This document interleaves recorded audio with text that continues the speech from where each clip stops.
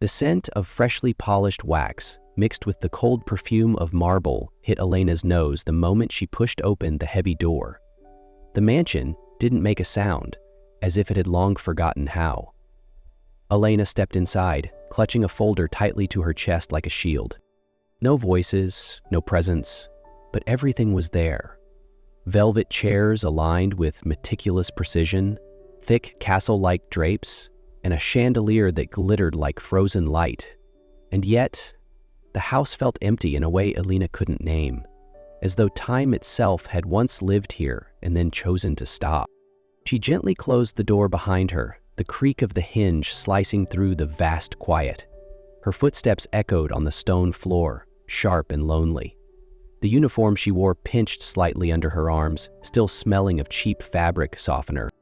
Elena was a cleaner, not new to luxury homes, not unfamiliar with silence, but something about today felt off. She opened her task sheet, wiped down the living room windows, tidied the library, cleaned the downstairs bathrooms. Simple morning, nothing unusual, until a sound broke through the silence. Crying, distant, high-pitched, soaked in desperation, not a sound that could be ignored. Elena froze, spine rigid, heart tightening, as if the air itself had begun to cry. The sound came again, clearer this time, as if the very walls were carrying it. A cry without shape, only feeling, urgent, frantic, older than the house itself. Elena tightened her grip on the folder, then set it down on the nearby table and moved toward the long hallway the sound seemed to call from. The air turned colder, the walls too clean, too perfect, no trace of life, as if someone had scrubbed until memory itself was erased. But that cry, it persisted, aching and raw, and for reasons even Elena couldn't explain, she couldn't turn away. The door at the end of the hallway opened without resistance, unlocked. A bedroom? No, a nursery. Soft cream light, sheer white curtains, pale yellow wallpaper with angels and vines. The kind of room pulled from catalogs designed to impress, not to comfort. At the center stood a white crib, and inside a baby girl only a few months old, maybe less, writhing in a nest of satin blankets like she didn't belong. Her face was flushed, her hands curled in the air as if searching for something unnamed. Elena didn't think, didn't ask permission, didn't check for cameras. She just stepped forward, bent down, and lifted the child with both hands. Slowly, carefully, completely. The baby nestled against her chest, as if she'd known that warmth all along. And then, silence. Not the eerie silence from before. This was a different kind, a fragile kind of peace. Like a small soul finding home after being lost. "What do you think you're doing with my daughter?" The voice, low, rough, cut through the air behind her. Elena froze. She turned slowly. In the doorway stood a man. Tall, broad-shouldered, dark hair neat but slightly disheveled, like he hadn't slept in days. He wore a white shirt half tucked into gray slacks, no tie, arms crossed. His face was sharp, with under-eye shadows that spoke of long nights. But what made Elena take a half step back wasn't his presence, it was his gaze. He wasn't looking at her. He was looking at the baby in her arms. The silence stretched like a wire pulled taut. Elena instinctively held the child closer, but didn't lower her. She was crying. No one was around. "I just wanted to comfort her," she said, voice quiet but steady. He didn't reply right away. He just stared at the way Mia's cheek was pressed to Elena's chest, at the tiny hand gripping her collar like a lifeline. A long moment passed. Then he exhaled, not in relief, but like trying to hold on to something slipping away. "My name is Daniel Whitmore," he said softly. "And you're not the nanny." Elena nodded. "Today's my first day. I'm here for housekeeping." Daniel watched her a second longer, then turned and walked away. He said nothing else. The door behind him remained open, as if even he hadn't yet decided who was supposed to enter or leave. Time passed slowly after that. Elena heard no footsteps, no doors opening. She lulled Mia to sleep, then continued cleaning like nothing had happened. vacuuming carpets already spotless, dusting shelves untouched by human hands. She waited for a summons from a supervisor, a dismissal, or at least a condemning glance, but none came, only the same silence now breathing in rhythm with her own. At exactly 11 o'clock, Elena stepped into the kitchen. On the black granite countertop sat a steaming cup of coffee, a closed folder, and a small note written in firm, slanted ink. Library, 12 p.m., DW. No greeting, no name, but Elena understood. At 12 sharp, she pushed open the library door.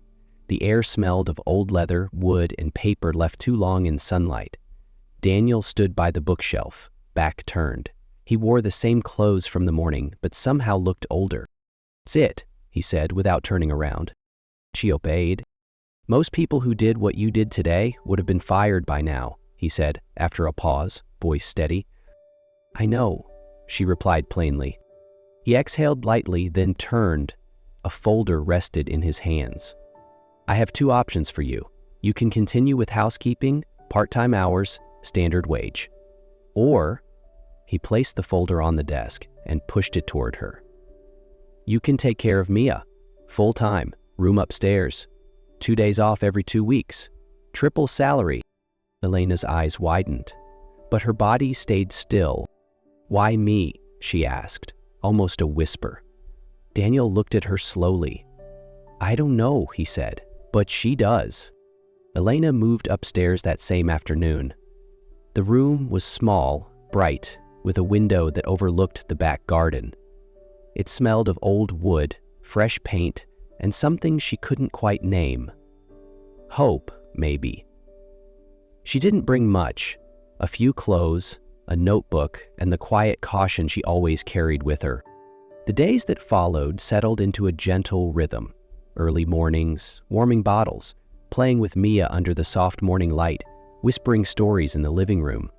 The once cold house began to breathe again. The soft patter of footsteps, quiet giggles, the occasional hum floating out of the kitchen. Elena drew open the curtains each morning, let the breeze in through hallways once sealed, turned on soft jazz while cooking. Daniel started appearing more often, at first by coincidence, then more deliberately. He stood in doorways watching Elena feed Mia, tie her tiny ponytails, or doodle beside her. He said little, but his eyes were no longer distant ice. One afternoon, while dusting the bookshelves, Elena found an envelope tucked far behind a row of hardcovers. No recipient name, but the elegant script on the back stopped her cold. "Read this if I'm ever gone," is a letter from Daniel's late wife. Elena sat down, unfolded it. Ink blurred in places, as if written through tears. A confession that Mia wasn't Daniel's biological child, that she'd kept it secret out of fear, but had loved the baby the moment she saw her. "I know you love her too, even if you never said it. And if you're reading this, I just hope you choose to keep loving her, not because of blood, but because she deserves to be loved." Elena closed the letter and slid it back exactly where it was, but something in her heart had shifted, not with drama, but with the weight of knowing she now carried a truth too heavy to ignore. Daniel changed after the letter. Not suddenly, but unmistakably. He spoke less, slept less, and spent long hours locked in his study. Mia still laughed with him, still reached out with chubby hands calling, "Da." But Daniel looked at her as if trying to find something he no longer believed was there. Elena didn't ask. She recognized that look. She knew that kind of drifting. And she also knew you can't reach into someone's fracture before they're ready to heal. That morning, as she was dressing Mia, Daniel appeared in the doorway. "We need to talk," he said. Elena turned, silent. "I think I can't keep going like this. You should go." The words fell like stone. She didn't cry, didn't argue, just a slow nod. "Are you sure?" "Yes. I'll pay your full salary. You can stay a few days if you need to figure things out." Elena pressed her lips together. "Who will care for Mia?" "I'll find someone." She looked at him for a long time. "You're not just letting go of an employee," she whispered. "You're letting go of the only person who's ever loved that child, without conditions." Daniel didn't answer. His eyes wandered somewhere behind her, where no one stood. Elena bent down, kissed Mia's forehead as she slept in her crib. Then she stood and walked out. This time, the door closed without a single goodbye, and with it, something unspoken left too. Rain came the night Elena left. Not the kind that crashes and screams, but the quiet kind, the kind that sinks, as if the sky itself had collapsed with the weight of a heart that just lost what mattered most. Daniel stood alone in Mia's room, watching the child sleep, clutching the stuffed animal Elena once gave her. Mia no longer laughed, no longer called out. No one needed to say it. Daniel knew she was looking for her, and he was too. For 3 nights, Daniel read the old letter again and again. Each time, the words felt heavier, closer. He had thought he was strong, but it turned out the only thing that had ever made him strong was the woman he let walk out without a word. On the 4th night, he didn't sleep.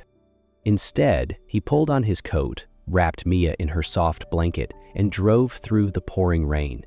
He had known Elena's address for a while, never admitted it, not even to himself. The building was old, no doorbell. Daniel knocked 3 times, firmly. Elena opened the door in a loose sweater, hair tousled from sleep. She said nothing, just stood there, eyes wide as she saw him, soaked, trembling slightly, and Mia sleeping peacefully in his arms. "I don't know how to live without you," Daniel breathed. "And I don't know how to teach her to live without you either." Elena didn't answer, but her hands reached out, gently taking the child. And in that quiet gesture, she gave him a second chance.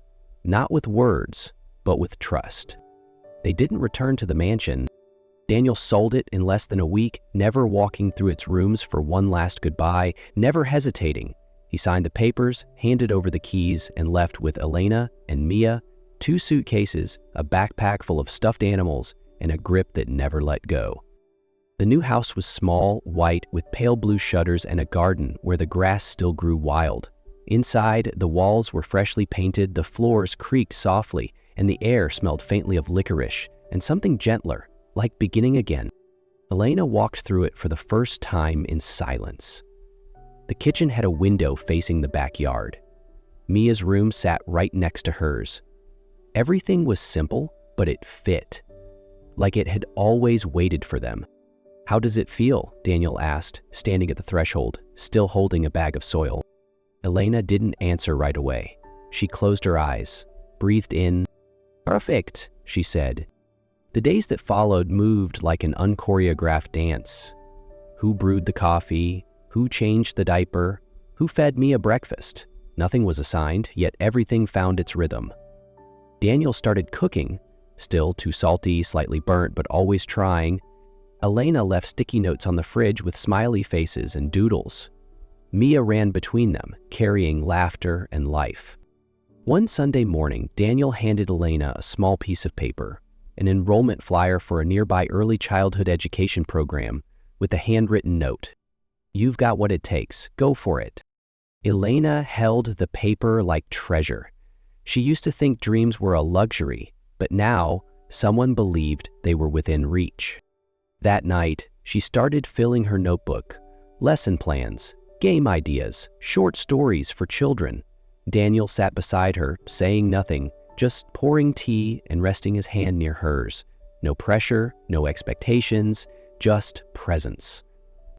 And that was when Elena realized life hadn't begun the day they met. It began the day they chose to stay. There was no engagement, no white dress, no flower-laced chapel. Just a windy morning in the backyard, Elena watering the plants, when Daniel approached, holding a small wooden box. She looked at him, puzzled, hands still damp with dew. "No ring," he said before she could ask, "just this." He opened the box. Inside was a single pressed flower between 2 pages. Pale lavender, edges slightly broken. Elena recognized it instantly. The one Mia had picked on a picnic months ago, when the 3 of them lay on the grass, laughing as if sorrow had never existed. "I don't have anything grand to offer you," Daniel continued, eyes steady on hers. Only everything I have and everything I am is here, with you and her. And that's all I know how to give." Elena didn't speak. She took the flower, touched it gently with the tip of her finger as if it might crumble. Then she looked up, slowly. "I never needed a ring," she whispered, "just someone brave enough to stay." Daniel nodded, and when he stepped forward to embrace her, everything went quiet. Not because the wind stopped, but because the world finally aligned. There was no grand dress, no embossed invitations, no live band or flower-strewn aisle. Just a sunlit morning beneath blooming trees, mismatched wooden chairs gathered around a small handmade platform. Elena walked barefoot on dew-kissed grass, wearing a simple white linen dress that moved gently in the breeze. In her hair were wildflowers, crookedly tucked in by Mia's clumsy fingers. The little girl led the way, holding a bouquet they'd picked from the park the day before. Uneven stems, lopsided blossoms, but full of meaning. At the platform, Mia turned and handed the bouquet to her mother with a wide grin. Elena knelt, hugging her tightly and whispering something only the two of them would ever understand. Then she stood and saw Daniel, waiting. No suit, no tie, just a rolled-up white shirt, barefoot, eyes locked on her. Few words were said. When it was their turn to speak, Elena held no paper, made no formal vows. She simply held Daniel's hand and said, "I won't promise things will always be easy, but I promise to choose you every day. In silent mornings and angry nights, even if we drift, my heart won't." Daniel squeezed her hand. "I didn't know what love was until I saw you love her. No conditions. You taught me what it means. And now I just want to spend my life learning how to do the same." There were no rings, just a long embrace, a gentle kiss, and the quiet decision to stay, one they'd never need to repeat. Life after the wedding didn't change much. They still woke early, brewed coffee in a sunlit kitchen, took Mia to school, and bickered playfully over forgotten toilet paper. They didn't try to be anyone else, just learned to exist together, simple and real. Elena began her internship at a nearby preschool. In the afternoon, she came home with chalk dust on her hands and eyes, still bright from some silly kid's story she hadn't finished telling. Daniel waited for her in the living room, Mia often hunched over a drawing pad, utterly focused. One day, while unpacking Mia's backpack to wash a stained jacket, Elena found a crumpled sheet of paper. Mia had drawn 3 stick figures in wobbly crayon lines, one tall, one medium, one very small, all standing together beneath a big round sun, smiling wide. Below, in clumsy mixed-up letters, "Mama, Papa, me." Elena froze, not because of the drawing itself, but because of its quiet certainty. Innocent, unhesitating. In Mia's world, there was no need for DNA, no need for matching names, only presence. Daniel stepped into the room, saw her holding the paper, her eyes misty. "She understands," Elena whispered. He nodded. "And I think she's teaching me to understand, too." Elena placed the drawing on the fridge, held up by a heart-shaped magnet.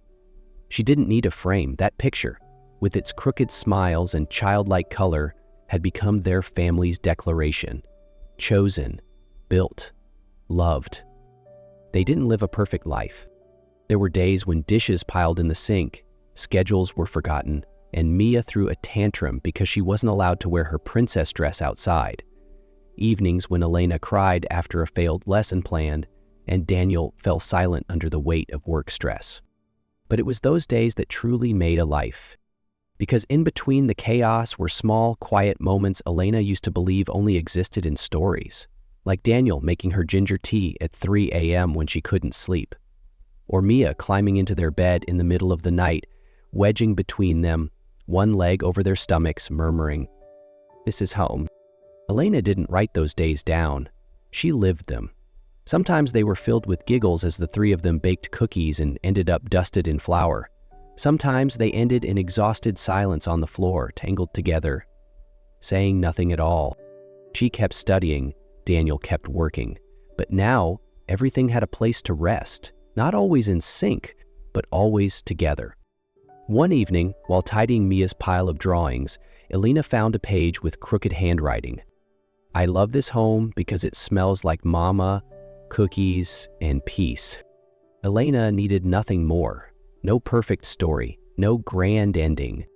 Just this, a life full of repeatable days where love didn't need proof, only presence. Some mornings, Elena woke before sunrise, sitting in the kitchen with a warm cup of tea, watching the first light touch the neighbor's rooftop. She didn't need alarms, didn't need reminders to feel grateful. Her body already knew. This peace didn't come by chance, but from what they had chosen to hold onto, through decisions, through forgiveness, through staying. Mia had grown a little. She could read street signs now and often asked questions that made adults pause. Daniel still fumbled with ponytails, but kept trying until Mia laughed. One afternoon, Elena asked Mia, "If you had to tell someone about our family, what would you say?" Mia didn't look up from her drawing. She simply shrugged and said, "I'd say it's the place where love doesn't go away." Elena smiled, and in her heart, that answer was everything. Not because it was profound, but because it was true. Because after all, the misunderstandings, the silence, the almost goodbyes, there was still this, a family, not perfect, but real. A home didn't need to be big, only have someone waiting when you return. A child didn't need to be born of you, only held with your whole heart. And a partner didn't need to be flawless, only brave enough to stay. Love doesn't stay because of a vow. It stays because each morning someone chooses you again.